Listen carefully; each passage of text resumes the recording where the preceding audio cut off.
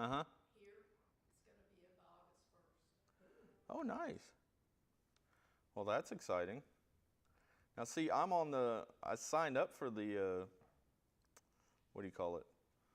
The notifications, and they haven't sent me anything. Yeah. Well, that's You got inside. inside knowledge.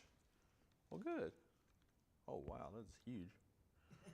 Hey, I can see that from back here. Yeah, I know. I'd like to have more than 3 words per screen. Okay, so Job session 2 and session 3. Bobby, you You feeling ill? anti? Okay, okay.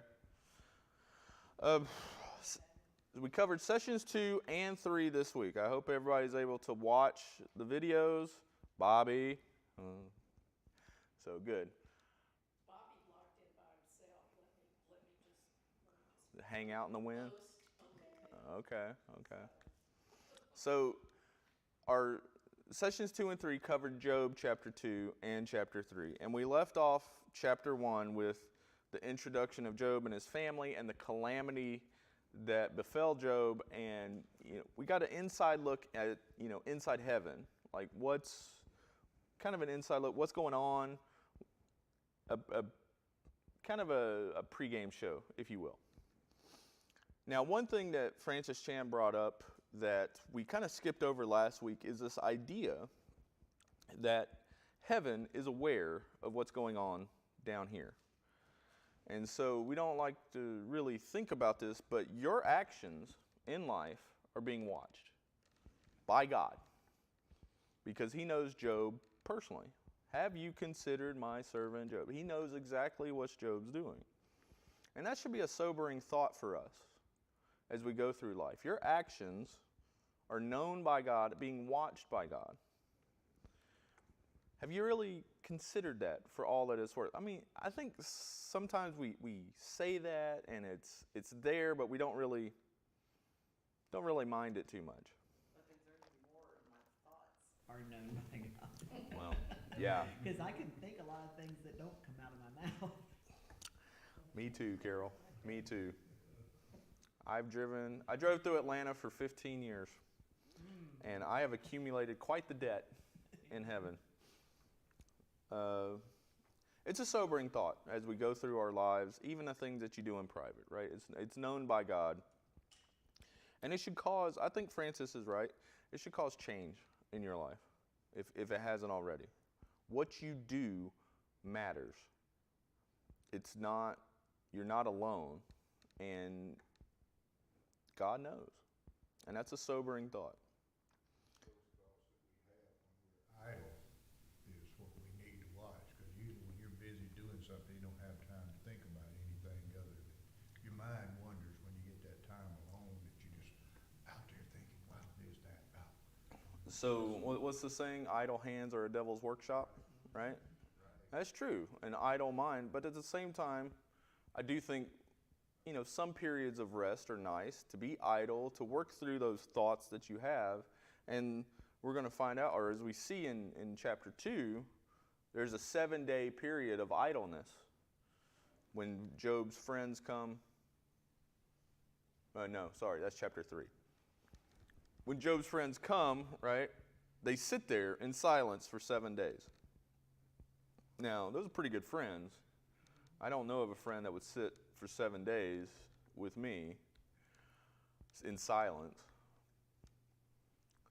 But at chapter 2, we also get this interesting. So calamities fell Job. Chapter 2 comes back into the scene in heaven. And it starts off very the same way, right? You've got Satan, the angels before God. Satan's there with them. Starts off in the same language. And God asks Satan again, where have you been? And Satan's like, to and fro. So notice he doesn't, when Satan responds, he doesn't say, oh yeah, saw your guy Job down there. Right? This to and fro, Satan, it's just a normal day for Satan's job. So it makes you wonder, what else did he do while he's down there? But God brings up Job again. have you considered my servant Job? And then basically kind of twists the knife a little bit and says, oh, by the way, I allowed you to touch him without cause, and he still is faithful. And so then Satan brings up this new accusation. Well, if you let me, touch him physically, then surely he will curse your face. I got a question. Yes.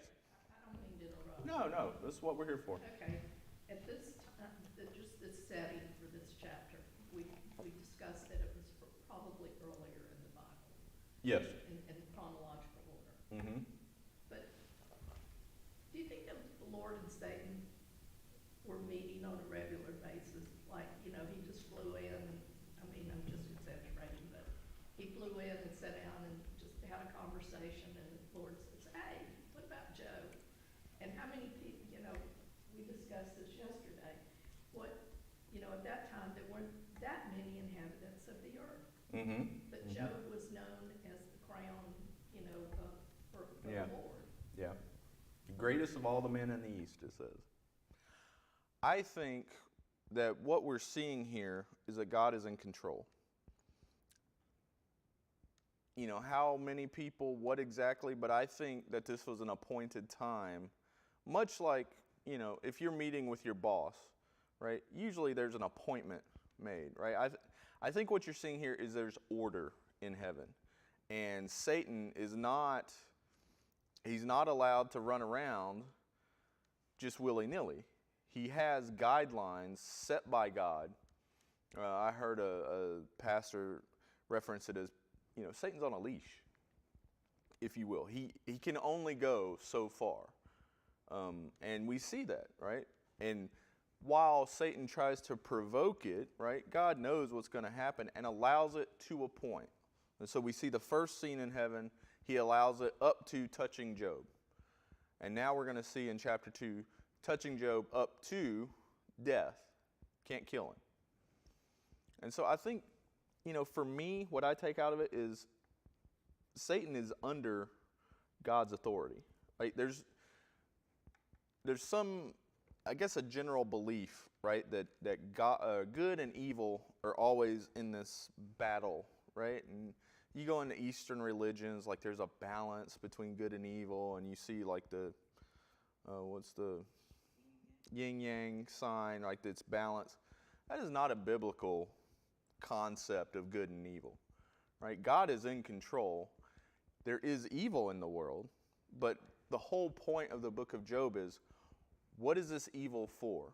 Because we have the great promise in the New Testament, all things work together for good for those who love God. And so the question for us is, how is this good, right? That's the question we have to ask ourselves. What good is coming out of Job's suffering? And I think we're going to, as we explore the dialogues through the friends and then God's revelation, I think we're going to find out what that is. Okay. Yeah, no, it's fine. But does that answer your initial thought? Yeah, I just read this, as it says, on another day, the angels came to present themselves before the Lord, and Satan also came. Yeah. That's kind of like barging in on my private meeting. You know what I'm saying? Yeah, at the same time, I think... Assuming that the angels were God's angels and not the devil's. Okay. I mean, we have the whole concept of, Satan is a fallen angel. Right. Satan is a created being. I guess in my mind, I just thought that this was an appointment. Like, God has asked them to be there for some reason, and Satan is invited. Okay. But it doesn't, you're right. I mean, technically, it doesn't say that. But I just feel like you can't barge in on God, right? Like, God is all powerful and all authority. If he doesn't want you there, you're not going to be there, But good, I mean, it's an interesting thought process. I mean, but God allowed it, so he's there. So we see in chapter 2, he allows suffering to come to Job physically. And what we have is this, it talks about sores, head to toe, very painful, like he's scraping with like broken pottery, like the pus, like I doubt we've ever experienced anything like this in the North American continent. Overall, health has improved around the world. It talks about these sores being so crusted with like dirt and stuff later on, like there's worms, you know. It's pretty rough, right? And I would say probably without supernatural intervention, he would die anyway. Like this is really bad. So we've got like he's sitting there and he's scraping, like it's very, very painful. And at the end of 2, right, we see that, and then 3, we come into it. You know, it talks about his friends here, and they're going to come, and then they just see his suffering, and they just sit in silence with him for 7 days. And in chapter 3, after the 7 days, Job speaks, and we have this, you know, he cursed the day of his birth, right? Job has a breaking point, if you will. And we can't blame him. So that's where we're at as far as like conceptually. Now we'll talk about some of the details here. I brought up the study guide. You have access to this. It's got some discussion points. And I guess where I really want to go with this is, you know, we can jump off here, or we can jump off from your questions. But really, at this point, up to chapter 3, what do you think about Job and how he's handled this? Very. No one in the world, including his wife, believed that he was sinless. Mm. I mean, that's just a horrible place to be standing as one in the world of God's That you didn't beautiful deserve creation. what you got. Yeah. Yeah. In a sense, in the Old Testament, curse has 3 different meanings. And people think of this, that he's using profanity with God. The wife says, curse God and die. Yeah. Curse has 2 or 3 different meanings in the Old Testament. Yeah, I don't know if it necessarily means profane language. That's what I'm saying. Yeah, I think it What means. people are driven to say is he using the profanity, tell him to use profanity. Yeah, I think it's more than that. I think it's more reject God, right? Because he hasn't provided you anything. Yeah. Yeah, so. Yeah, good point. That up, because a lot of people, when you talk to out there, well, I don't want to cut. I mean, you know, Yeah. it's a slang word now that we use for that. Mm-hmm. I think this is a good look. Beck. What I really liked was Francis's description of just sitting with your friends, and he used that couple that had lost their little baby that was like 6 months old or something, Mm-hmm. and how they wept, but then they rejoiced God as well. Mm-hmm. Mm-hmm. Of course, I think he's Yeah. a really good speaker anyway, because he really keeps your attention, but I thought that Yeah. was a very No. good example. And, you know, I like Francis Chan. I really appreciate him. He's a little more emotional than me, but that's okay, right? We all come in different strokes. He's more animated than Yeah. Sinclair was. Mm-hmm. Mm-hmm. And if you go out there's another study on Job that's in the format of Sinclair. If you like that, watch that. I mean, it's a great study, but I chose this because it's a little different flair, right? We can't avoid pain and suffering in this world. We can't avoid it for ourselves. We can't avoid it for our friends. It's real. It's happening. You know, if you want, I was thinking to myself last night, like I should go out and see if Joel Osteen has preached on Job. I don't think it's happened. Now I don't know. I haven't checked because his brand of Christianity, if you want to call it that, is prosperity, right? What we have in the book of Job is the anti-prosperity gospel, right? But I think this teaches us, for me personally, it was a message that when you see someone suffering, and you see someone that's going through trials and troubles and tribulations, we immediately assume he was a Christian or she was a Christian, that they've done something wrong. Mm-hmm. That's it. And this clarifies that. It makes it clear to me we're not to judge or assume that somebody has done something bad. This is a Yeah. lesson for us to take to heart for other people.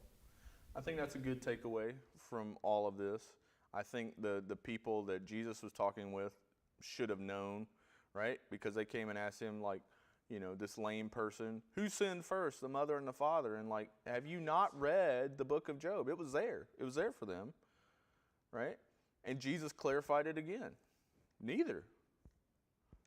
They're for my glory, so I can glorify God in this moment. Yeah, I think that's a great takeaway. We don't know. The part of this is we're getting a glimpse into heaven. We have, without those, like, imagine the book of Job without the heaven snapshot, right? Take that out, because that's what you would see. Then what does it look like? You don't know. It's different. Yeah, from your perspective, You get a different it's perspective. completely different. And Job is right? When he talks about, you know, when he's presented with this calamity, right? The Lord giveth, the Lord taketh away. Because from his perspective, it's all from God. And he's right. I mean, we see in our heavenly perspective, right? God is using Satan to do his will, right? God is allowing evil, but there's going to be good that comes out of this.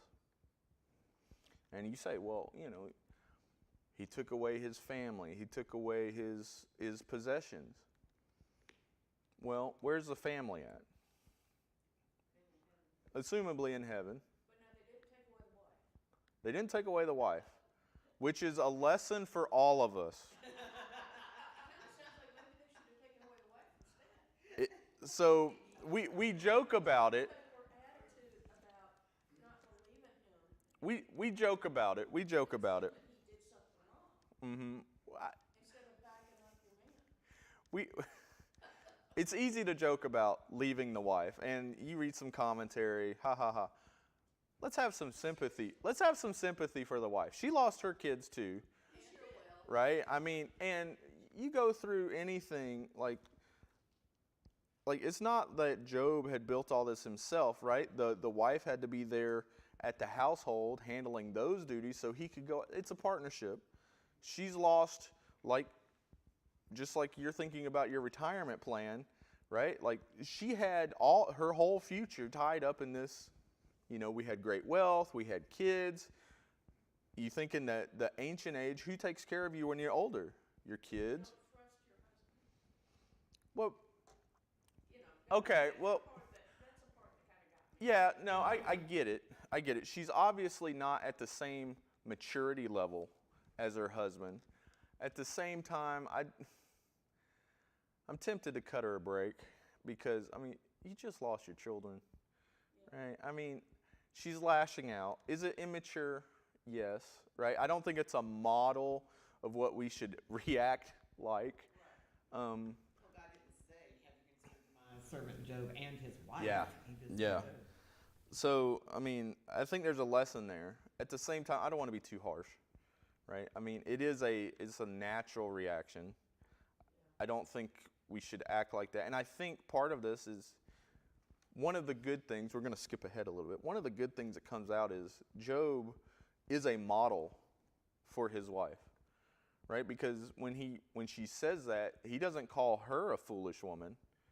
What does he say? He says, you act as one of the foolish women. And he's basically saying, you know better than this. Right? I mean, it's just, she came out with an emotional reaction, and Job's like, you know that that's not it. Just this week, my daughter was asking me what reprobate mind was. Why does God turn people over to a reprobate mind? And the reprobate mind means simply that they can't think of or relate to the will of God. They don't have the knowledge to do that. Mhm. He takes that away from them. Yeah. And when reprobate is an old word, it's not used today. So where do they find the definition? And it was something I had to tell her. Yeah, You're not able to concentrate or think of the will of God. Yeah. And And that is falling into his wife now, is the falling away from. yeah, there's definitely that going on, Got to right? find Because that. what we're seeing here is suffering Right. brings to the surface, right, true natures. You know, we talked about, I can tell you who you are by looking at your checkbook, right?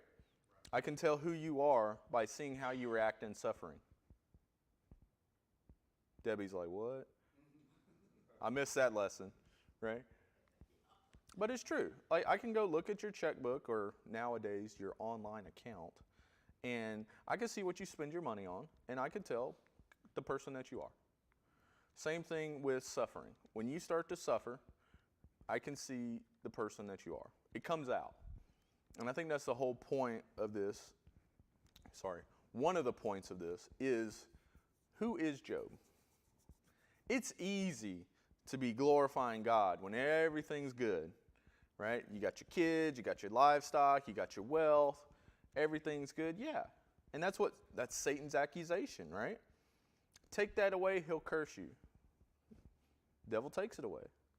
Did he curse him? No. I think the end of chapter 1 is a highlight, right? A model of what we should be. And then we start to crank up the pressure a little bit, and we start to see it's not black and white. I think that's the other thing we get from Job.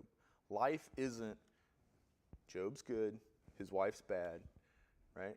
It's a little more gray. Job does have some mixture in him. Job's wife has some mixture in her. That's the way people are, right? Kind of goes back to what you said about prosperity, with the preacher was talking about prosperity. God provides your needs, not your wants. Mm-hmm. And when you have that, Job recognized that he had what he needed and not what was taken away and what's going to come next. And To a point. And what we're getting at into chapter 3 is we're starting to see where this is going, right? We're starting to see Job is obviously very much in pain. A question for you I had, if you read chapter 3, this is Job speaking. Did Job sin in this speech? Is it a sin to wish you'd never been born?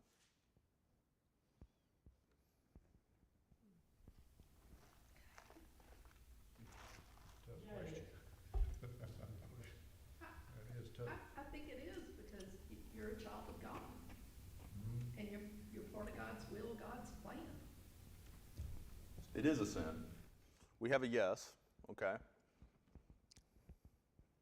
But I think it's another one of those, gray areas, because God knows what he's going through. Mm-hmm. And I'm sure God knows he really doesn't, in the core of his being, mean that. Okay. I won't disagree with that. We're skipping ahead a little bit, but I think you're on to something. He's just kind of venting, maybe? I think it's definitely venting, but he definitely has a legitimate complaint. I'll put it to you like this. How about a different way? When you come to the end of your life, wherever that is it wrong to wish for it to be over? No. No, it's not. And I've been with people at the end of their lives where the end is coming. They've accepted it, and they're ready. And my grandfather, I remember, because I was young, and it stood out to me, he prayed for death to come. And I was probably 20, 21, and I just could not imagine being in a place where I would pray for death to come. Now, my grandfather lived a long life, 90-something, had lung cancer. It was the end. Then, about 10 years later, at my darkest moment, I had my stomach issues. And I remember I didn't wish for death, but I was laid up. I couldn't work. I was having lots of issues. I didn't wish for death. And, I think about my family and all that. But I also remember being at a point, if I just didn't wake up, that would be okay too. Is that sinful? If you you've watched them go. One things you want to see when they fall, is there a smile on their face? Because usually that is a general sign that they're at peace and they're thing, if they have that smile when they go Well, away. it'd be nice, but I've been in situations where that doesn't always happen. And you wonder if that. You know, we're all going to face that at some point. And I think what we're exploring here is that painful side, right? Job is here, you know, he wishes he never been born, and he's under extreme pain. But did he sin? Is this a sinful reaction? Well, honest reaction. I honestly want to kill people sometimes. That's not a great reaction. Driving in Atlanta. But that's momentary. This is something where a man had lost everything around him. And you don't hear him, we don't see it in the Bible, him complaining or him, you know, he never turned on God, regardless of the circumstances. He never gave up because he knew that if he did, he was going to spend eternity with Satan. Yeah, I think, you know, my takeaway from this Job's speech in chapter 3 is he's ready. Like if death came to him this moment, he would be fine with that. I think that's where he's at. But I don't really see sin here, right? I don't see him turning away from God, like we talked about. But I do think, right, he's very aware of his situation, and he's ready for it to be over. And I can't help but notice the parallels between Job and Jesus. Jesus was, we remember, toward the end of his ministry, the Garden of Gethsemane, he goes out to pray, Father, if you can take this cup from me, please do so. Right? But he doesn't. Same thing with it. I mean, that's basically what Job is saying. Take my life. Let it be over. Take this burden away from me. That's kind of what Jesus is asking. Take this burden away from me. I mean, I can't, if you can imagine, like, Jesus knows what's going to happen. In a sense, he's already experiencing it in his mind. It says he prayed so hard he was bleeding. Have you ever prayed so hard where you were bleeding? I can't, like, what does that even mean? And I think this is almost a Christophany here. Not so much physically, but like a spiritually. Like this, I think what we're seeing here is some of what Jesus went through on his way to the cross, right?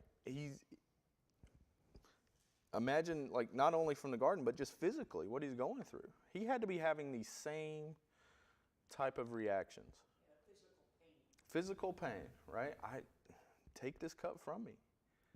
Now, of course, Jesus is a little more eloquent about it, but I think he experienced all of this.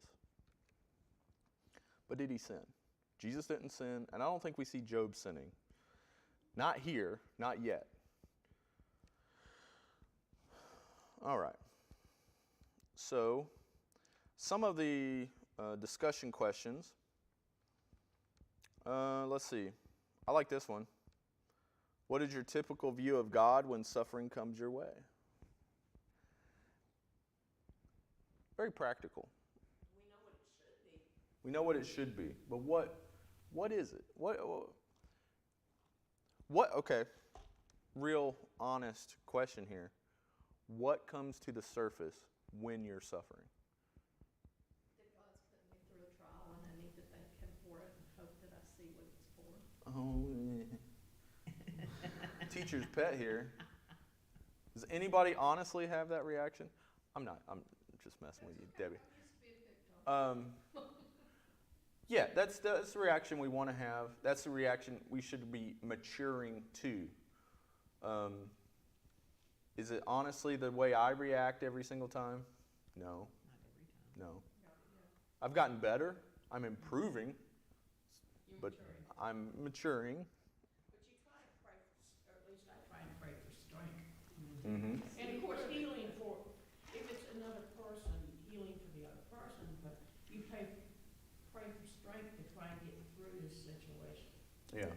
Pray for strength. There's really two ways this can go. And I've talked about this in other discussions. I've talked about in life, you're either for God or you're against God. And you can't ride the fence. And it's almost like Jesus Christ is like a wedge. You ever busted open wood, split wood? You put a wedge in there. There's no wood that can hang out in front of the wedge. It's going to the left or it's going to the right. And Jesus Christ is like that. God is like that. He's pushing through humanity, and you're going to end up on a side. Suffering is the same way. As you push through, it's either going to drive you to God or it's going to drive you from God. Now, for us Christians, right, it should definitely drive us to God. He's the source of our strength. He's the source of all things to us. And I think Job is right. The Lord giveth, the Lord taketh away. And I think it's also a recognition. We know where everything comes from. Talk about all this, you sing about one day at a time. Mm-hmm. How many of us are just glad to take one day at a time and aren't looking over the next week? Yeah. Appreciate what we have today. There is joy to be found in enjoying the present. And I think that's another lesson for us from Job and Ecclesiastes. Enjoy today, right? Look, like this weekend has been beautiful. I hope you've taken some time to enjoy the blessing that God has given us through this beautiful weather. Right? That's a simple joy. It won't be like that forever. Your life won't be like that forever. There may not be a tomorrow. And people don't realize how quick things can change in 1 minute. Things can change very fast. You can be financially secure 1 minute and financially destitute the next minute. Right. You can be in perfect health one day and dead the next day. You can be alive 1 minute, dead the next minute. And I think from Job, there's another lesson that we can gather from this is an appreciation of what we have. Everything that you have. And physical possessions, sure. Your health, sure. People in your life that you appreciate. That's something I've learned, over the past several years is I don't take for granted the time I have with people, right? Not my parents, not my grandparents, not y'all, right? I appreciate the time that we have together, and I get to spend time with y'all because I may not be here tomorrow. You may not be here tomorrow. I don't know. But we can appreciate it and thank God for the time that we do have together. There's a deeper appreciation for things, a deeper appreciation for the time we have to serve God. Because you won't have all that time. Retire. Then I start trying to explain retirement to me, because I don't see very many people in retirement. Retirement is awesome. I know. Retirement's that magical time when Think about it right now. you're not supposed to have to work. I don't know. I haven't experienced it yet. All I know is if I'm following Kenny Heinzel's model for retirement, I don't want to retire because he is busier now than when he'd had a job. Yeah. But God moves you from one season to the other. Mm-hmm. With Bobby, I mean, he works as much as he did before when he had a full-time job. Yeah. I wonder, well, how did we manage all this when we were both working? A friend of mine said Yeah. that too. How did I do all these things when I was working full time? Yeah. I don't know. I'm not there yet. Y'all have more experience in that regard than I do. But I can see from what y'all retired people act and stuff, many people continue on doing something, right? They just do something. I think the time for retirement is a time for you to really do your service for the Lord in a way that's different than you did when you were younger. It's new opportunities. New Yeah. opportunities to do things. Like the trip we went on Friday. Yeah. We went to see the last time. Yeah. That's a wonderful opportunity. I don't have that opportunity. Not now. I've got to work. And that's okay. It's my season. We all have seasons. And some of us are in different seasons than others in certain places. Some of us are in the same seasons in different places, even though our age difference is greater. Again, the world is not black and white, right? So, I'll continue on. If you have any questions, please feel free to jump out. I'm going to pick out what I think is some of the more pertinent, discussion questions here, and we can jump in. Can I ask a fifth grade question? Yes? When I first started reading this, Mm-hmm. I was selfishly thinking, could Satan go talk to God today, or did Jesus put that separation at the crucifixion? It's a good question. I don't know. I can't, not a fifth grade question. So I will tell you my thoughts on it. This is, you feel free to disagree. I don't think the Bible clearly answers this. I think a biblical concept is Satan is under God's control. Satan may not realize it all the time or not. We see in Revelation, right, where Satan is full hog on wild on the earth. But we also see God has allowed that for a time, for a reason. And then we see at the end of it, Satan is bound for a time. He's bound for the 1,000-year reign, the millennium. And then Satan is loosed again. Now notice that the terminology there in Revelation, he's loosed. He didn't escape. He was let go. Which means God's in control of that too.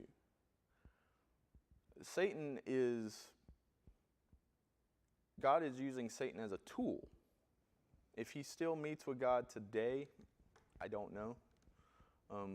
Either way, though, I would say, I think that Satan is still under God's control.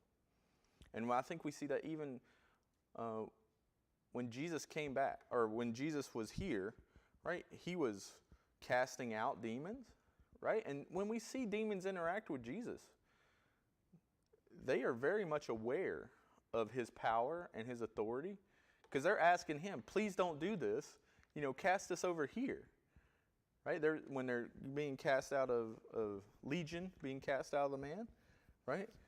Cast us into the pigs over there so that we may live. Because they knew what Jesus could do.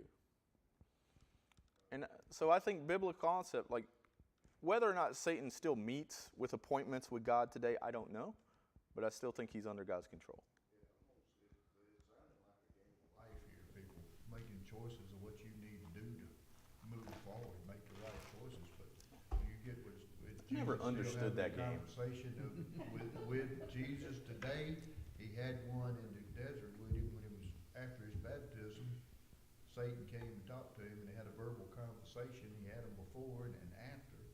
So he's having them today.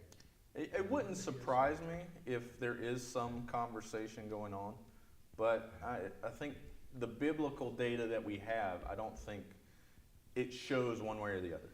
Right. And the Bible is a book about, man's relationship to God. We see glimpses of heaven, but it's not a book about angels or their relationship or anything like that. So there is some limits there. And what we have from Job, I think, is a blessing from God that we even get to see kind of what goes on up there. Kind of gives us an idea. But thank you for the college level essay question.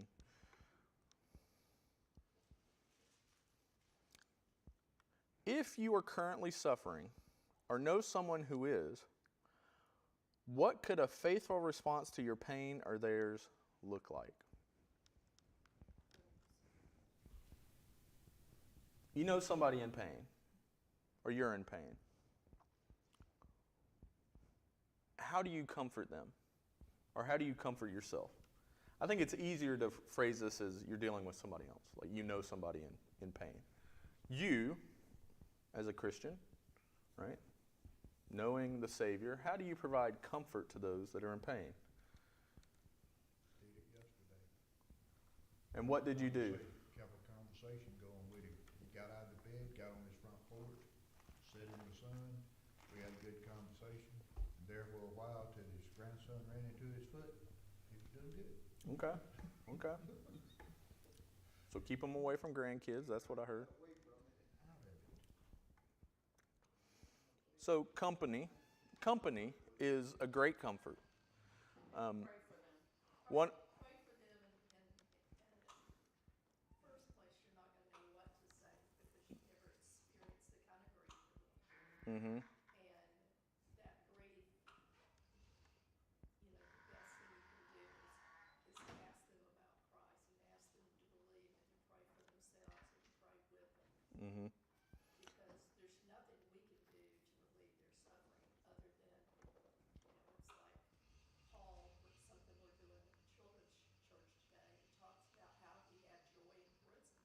Mm-hmm. But with suffering can have joy in the company of friendship Mm-hmm. and the company of family. So prayer, company. I had a friend. He was a counselor or chaplain at the cancer center up here in Noonan. And we was talking one day. I was like, man, I can't imagine what you see on a daily basis, and how do you react to people in these situations? I mean, he's a young guy, my age.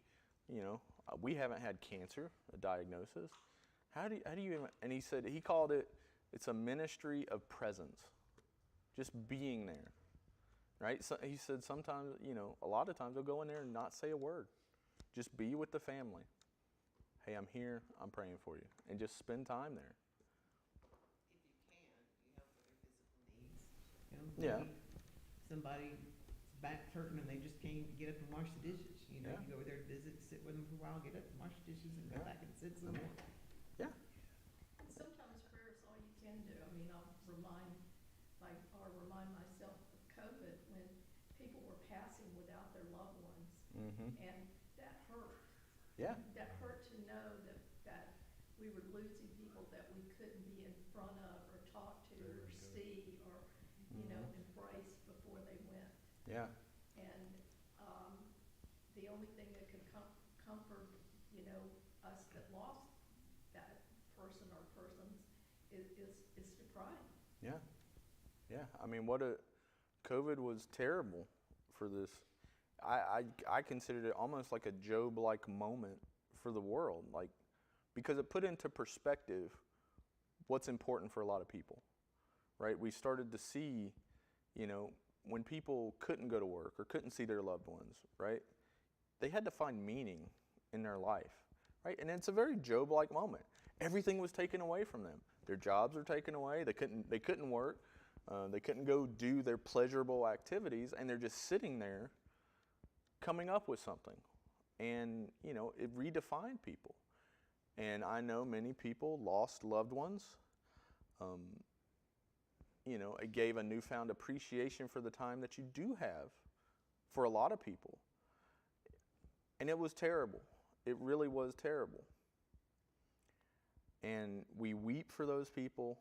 We try to stand with them and comfort them during those times where we can. I know we was doing a lot of virtual things, right? We do what we can. But sometimes it's just being there. And just being a shoulder to cry on. Or, just, talk it out. It's like the friends that came to comfort Job. Mm-hmm. They did not, he was in agony with something. It doesn't, we know it's sores. Yeah. And I could equate it to leprosy, but they didn't call it leprosy.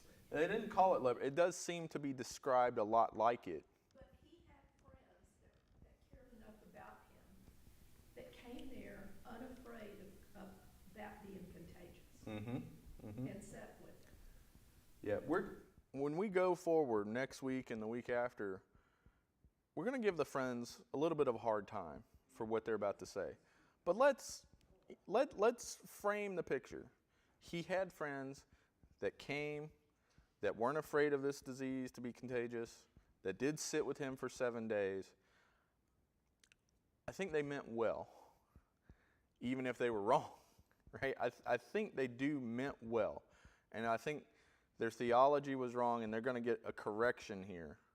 But, I mean, at least they cared enough to come spend time with Job and, you know, put those fears aside. I mean, you know, Their theology was common in that day. it's common now, right? But they ended up learning something at the very end. Yeah, yeah. One of the guys you gotta realize, wonder how he made the grade, because he was only shoe height. Ah, yes, the Shuhite jokes. That's all he said, he was shoe height. It says it. It says it. Height, he was shoe height. So bring your corny jokes next week. He was a Shuvite. That was his nationality. That was his nationality, yeah. It's a See, joke. when you It's a say corny he was joke. shoe height, see? Corny Christian jokes. And leave it to Brian to bring it. Yeah, yeah. You know, Jesus drove a Honda Accord, all that stuff. We can bring up a list later, but yeah. So his friends come, and that's where we're going to end up next week. We're getting a little bit of ahead of ourselves. Did anybody look at the Go Deeper sections in the study guide? I glanced over. Okay. Okay. You pick up anything out of there? I'm sure I did. I can't remember right now. I'm sure I did. I'm so convinced right now, Peg. So convinced. No, I mean, I took notes and stuff. Oh, okay, okay. I like this question. How do you react to the idea that God can both give blessing and take it away? Sort of like a parent. That's it. I mean, But what if you? assuming that you've done something that you shouldn't do, but But what if you didn't? Right. That's kind of the setup for Job. I've been punished for that too. My brother did something, but I got punished too because that's Okay, okay. That's the setup of Job. Right. We all get punishment if you do something wrong. David did something wrong. He got punished. He understood. Right. We can make that connection. That's not a problem. But if you don't do something bad, then punishment or suffering comes. Then what? How do you feel about that? You said you got punished for your brother's actions, which is basically an injustice on your part. You didn't do it wrong. How did you feel about that?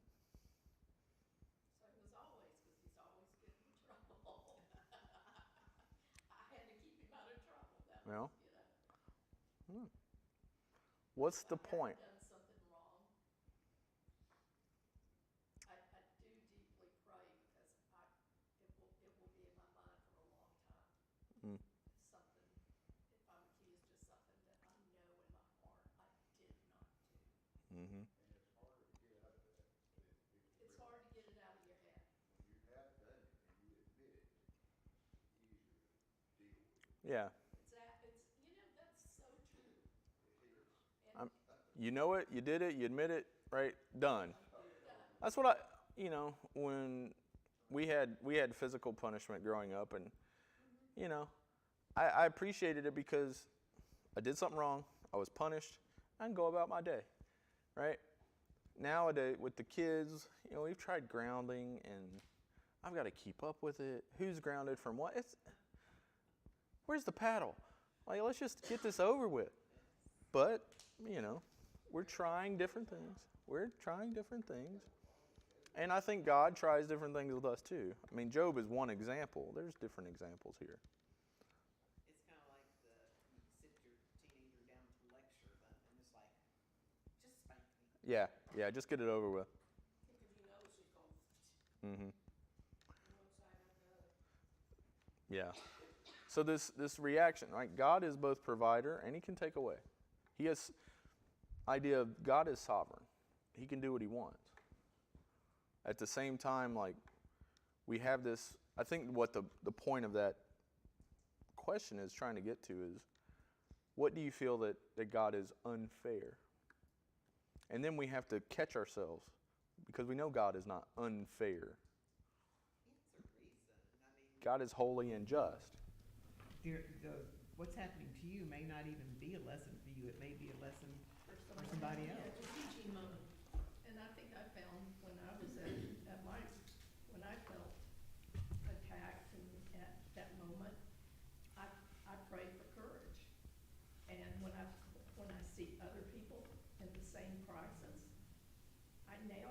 compelled to go speak with them and be with them because it's something that I wish somebody had been there with me. Yeah. Right. I think that idea, Carol, of it may not even be about you is a critical idea from this whole Job thing. Because really, Job, while the text focuses on that, really the debate is between God and Satan. It may not even be about Job. Job is being used as an example here. And just like, we talked about Job's suffering could be a model for his wife, right? To mature there. His friends. And it's possible, even for you, right? When you go through suffering, right, you have a circle around you too that you're influencing. Your reaction is going to influence that circle. It may not even be about you. It may be about one of your friends. This reminded me, that's what I was telling Bobby. There was a lady that, when I was young, we went to church with her. She had 4 children. Her parents were alive. She lost both her parents. Then she lost her husband. Then over the years, she lost 3 of her 4 children. Mm. And that, to me, is like Job. And I never thought about the 2 until I read this chapter. Yeah. And thought about how every 2 or 3 years she lost a child, an adult child. Mm-hmm. And the suffering that she must have went through. Yeah. And she recently passed. So, Yeah. I mean, it's just hard to imagine. Yeah. Yeah, it is. But the Lord will never give you more burden than you can bear. So, Yeah. And we're going to talk about, Job's experience as he deals with his friends and their dialogue in the coming weeks. And we're going to see, we're prepping the way for what we're about to learn about Job and his experience. There is a reason Job is going through this. We're going to learn through the book of Job. And I think that reason is going to be a reason for a lot of us, right? What God is trying to accomplish with Job, through Job, and, ancillary, all people around Job. So that's all I have prepared for today. I think we're at a good stopping point. We could talk about Job for a long time, right? We can't cover everything in class, but if you have a question or a comment, please feel free. You got my number. Text me, call me, email me. Don't fax me. I don't have a fax machine. So with that, anything else before we close? All right. Well, let's close in prayer. Father, thank you for this opportunity for us to come together and study your word, to learn about the wisdom that you've given us through the book of Job, to open our hearts to the reasons that you allow suffering in this world, to allow pain and misery, and how it works together in your plan. We know all things come together for good, Lord, and we just ask that you grant us the wisdom to understand and to be a witness to you and to glorify you during our days on this earth, Father. I pray that you'll watch over us and keep us safe. Guide us in your will until we come back next week. In Jesus' name I pray.